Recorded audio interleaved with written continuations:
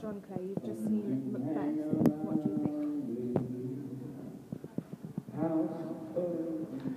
It's a film that I think has a strange interaction with its audience, in that we all know the story. So really, I'm not really watching Macbeth for the first time. I'm really seeing how the actors handle their interpretation of the characters on screen.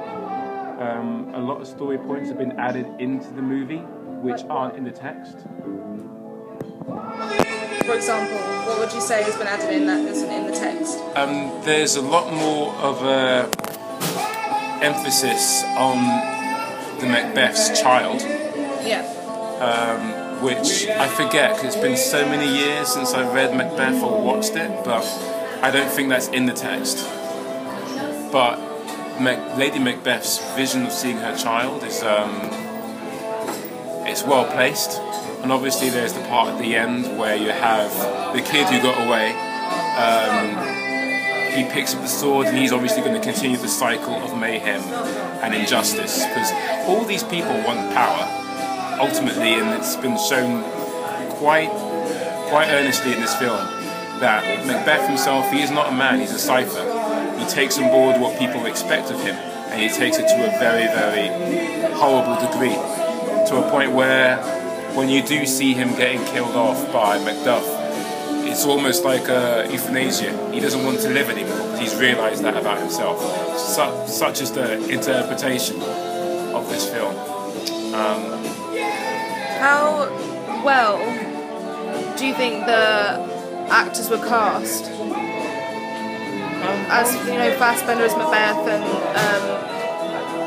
how well do I think the actors were cast? Yeah, I think Cotlliard is always cast as someone who is tempestuous in some way or overly complicated, seems to know her own mind, and at some point becomes undone. So she's the go-to person I would think of when, say, casting Lady Macbeth. As for Fassbender, man can do no wrong. He's fucking awesome. He knows how to portray conflict, which in a way, it's almost quite sad that he has played Macbeth, because I think he'd make a great Hamlet on screen, who I think is a thoroughly more interesting character. I mean, I know everyone said it to death, but Macbeth in a way is very one note. He gets corrupted, he dies. But I think the saving grace is, because it's a classic story of that type, it gets away with it, because all the films regarding corruption, say at Scarface or what have you, come from those classics. Don't you think there's more of an undoing to Macbeth? He starts off as a man willing to follow, and then he follows his wife into a life of corruption, and then that is what turns his madness to then when he is unable to fulfill his duty to his country or his life. Do you not see him as a more four-dimensional character? So you're making a critique on how I see him as one note, yes? Yeah. I think the play, to an extent, is one note.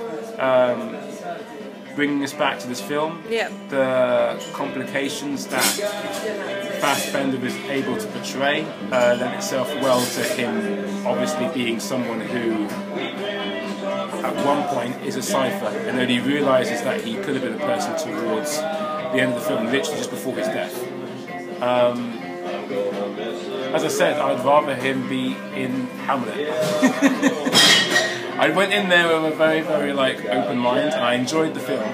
But you can't. There's only so much you can do with that text. And as profound as it may be when it was first put on as a production, and as great as the cinematography is, which we haven't gotten to yet, I do feel that if you go in there knowing what Macbeth is about, it's not going to change your life, so to speak. It's a good film.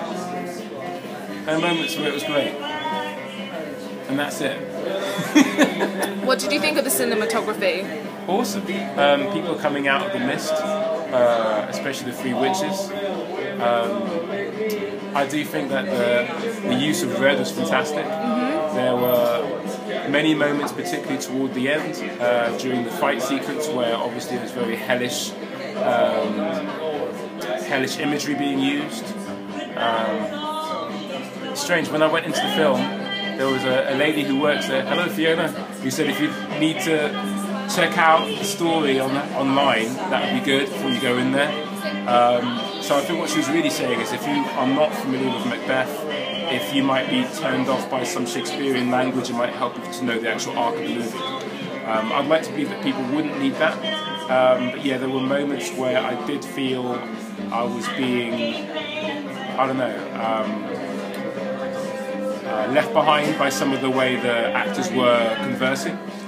But I think upon rewatching, I'll just find that's my own fatigue of not obviously thinking and talking like that on a regular basis. You do have to tune into Shakespeare. Do you think the language worked? Sorry? Do you think the language worked? Yeah, I'm really glad they didn't modernise it. I'm glad that everyone tried to do a Scottish accent. Marion Cotlliard can do no wrong with me. Love you. But not that you're watching this. If you ever did, you're loved. I do think that there was a need by the casting agent to get people who had a certain kind of Scottish brr in their accent already. There's a guy who played Macbeth, who played Ian Curtis in 24-Hour Party People, and he was perfectly cast because he has a very, very powerful glare where he doesn't have to actually say anything, but you know that he's questioning your activity, and you need that in Macbeth because everyone takes Macbeth to be this great hero, whereas Macbeth sees the madness, but he also perceives that the reason behind the madness is probably something quite dark and sinister, which you'll obviously find out later. Viewers, you don't know who's actually recording this. Normally it's Grace. Grace has gone on holiday to discover the world. This is Rachel, so you can't say hello to Rachel because she's behind, in front of. How do you term this shit? How do you mean? Rachel is not in front of the camera, she's behind. There you go. So, Rachel, say hi to the guys. Hello, viewers. Yeah, cool. What did you think of the movie? You watched it as well. I thought it had a very powerful message of madness and how madness isn't inherent in everyone. It can come at times when you least expect it, and it can be triggered by anything. It was interesting to see Lady Macduff's descent into the madness that had already begun, so to speak, earlier with the death of her child, and to end with her untimely demise, and how that, in a sense, was Macbeth's last undoing, to know that the viper who twisted his head was gone, he could therefore go himself. Make sense? Very comprehensive. Yeah. Do you think there was anything in the movie that you could really get from the movie and not from the text? I think when you read play scripts, you can never get a good enough sense of character or setting, I guess. You can never really understand what's going on in the character's minds until you see it on its feet, so to speak, until you see another person's understanding of that character's way of thinking, because then it gives you yourself an understanding of the text and the character and the moment, and it's always helpful.